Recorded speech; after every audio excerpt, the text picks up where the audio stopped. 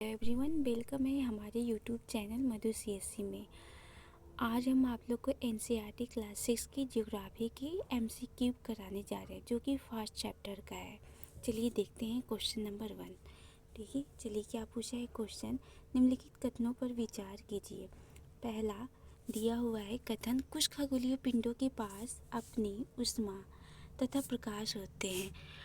कुछ खगोलीय पिंडों के पास अपनी प्रकाश तथा उष्मा न होने के कारण वे तारों के प्रकाश से प्रकाशित होते हैं। तीसरा दिया हुआ है कुछ खगोलीय पिंड अन्य ग्रहों की क्या करते हैं, परिक्रमा करते हैं। चलिए देखते हैं क्वेश्चन आगे क्या पूछा हुआ है। उपयुक्त कथन में से कितने कथन सही है। क्या कहा है, उपयुक्त कथन में से कितने कथन सही हैं। देखते हैं, केवल एक, ऑप्शन बी, केवल दो, ऑप्शन सी, सभी तीन, ऑप्शन डी, इनमें से कोई नहीं। तो ये तीनों कथन क्या हैं, सही है, तो ऑप्शन सी पे हम टिक लगा देंगे। चलिए थोड़ा हम एक्सप्लेन पढ़ लेते हैं।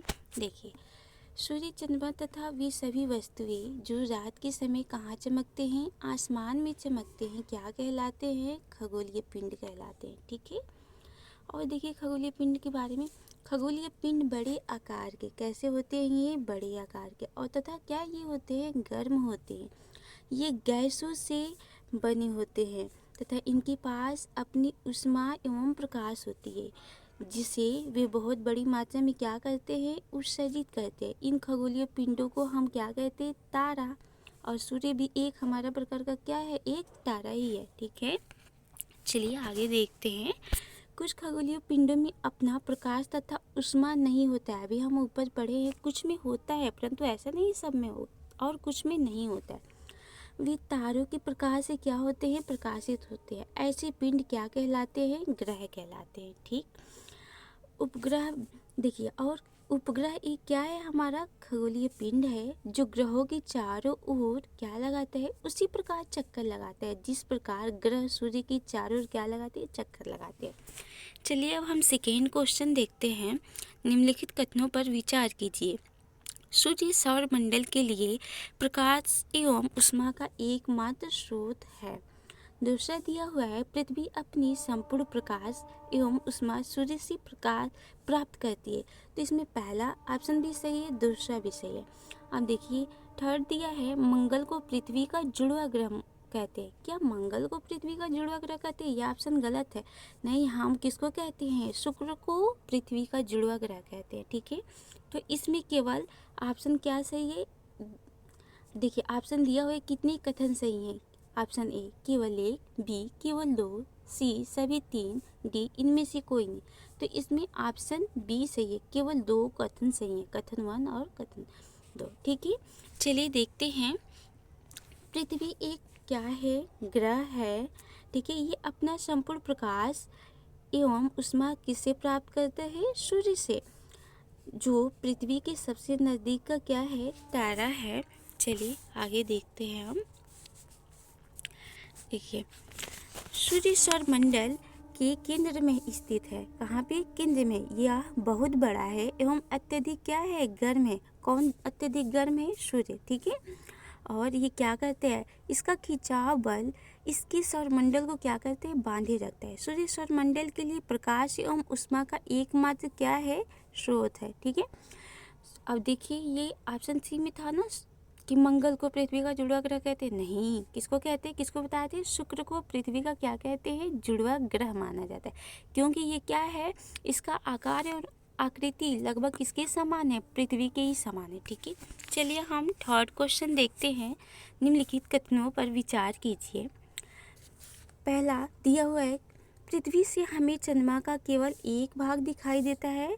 ठीक है, और दिया हुआ है दूसरा, चंद्रमा के द्वारा पृथ्वी का एक चक्कर पूरा करने में लगने वाला समय अपने अक्ष पर एक चक्कर पूरा करने में लगने वाले समय से अधिक होता है।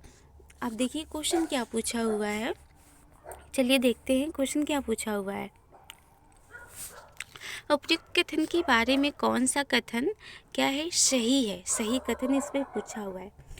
देखिए ऑप्शन ए कथन 1 और कथन 2 दोनों सही है तथा कथन 2 एवं कथन 1 की क्या करता है, सही व्याख्या है। ऑप्शन बी, कथन 1 और कथन 2 दोनों सही है तथा कथन 2 कथन 1 की सही व्याख्या नहीं है।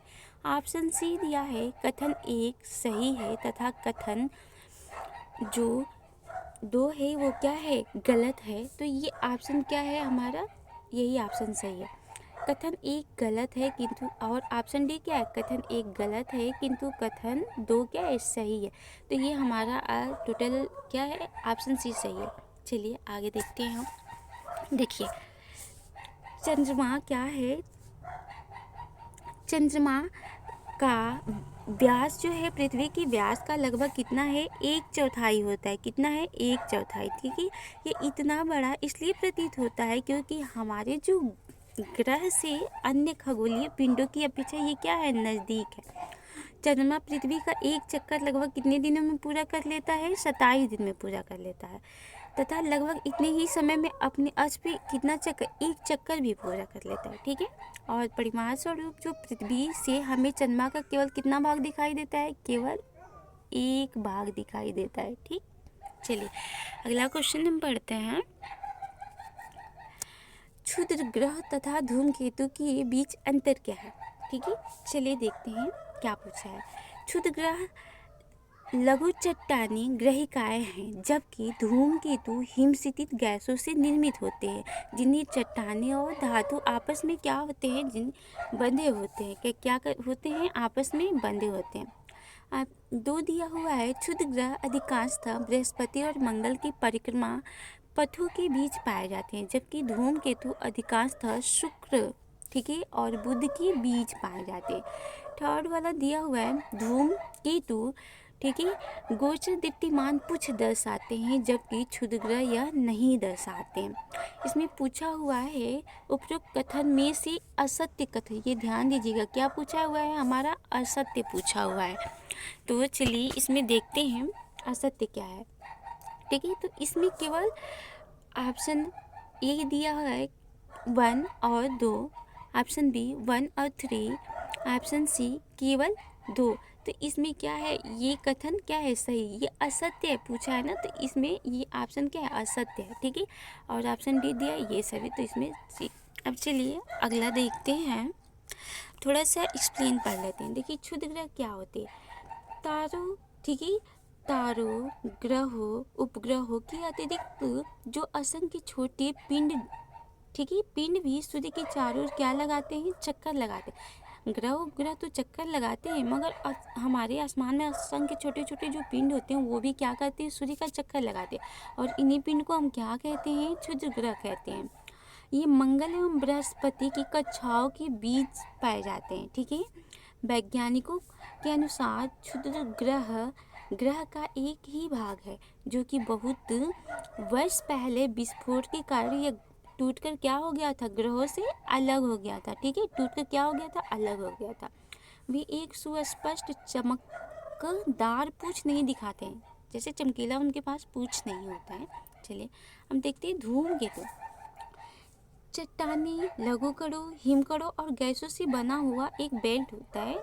ठीक है, अब ये क्या होता है, नेपच्यून से बाहरी क्षेत्र में होता है। सूर्य की पास से गुजरने पर यह बाहरी परत क्या होते हैं, पिघल कर कौन से रूप में, गैस के रूप में बदल जाते हैं। ठीक है, धूमकेतु यह किसी ग्रह की कक्षा अथवा परिधि में नहीं पाए जाते। कहाँ नहीं पाए जाते, नहीं किसी कक्षा में पाए जाते हैं, नहीं परिधि में।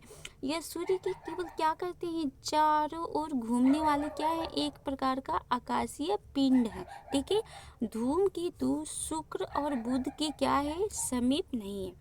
चलिए अब हम एक और क्वेश्चन पढ़ लेते हैं।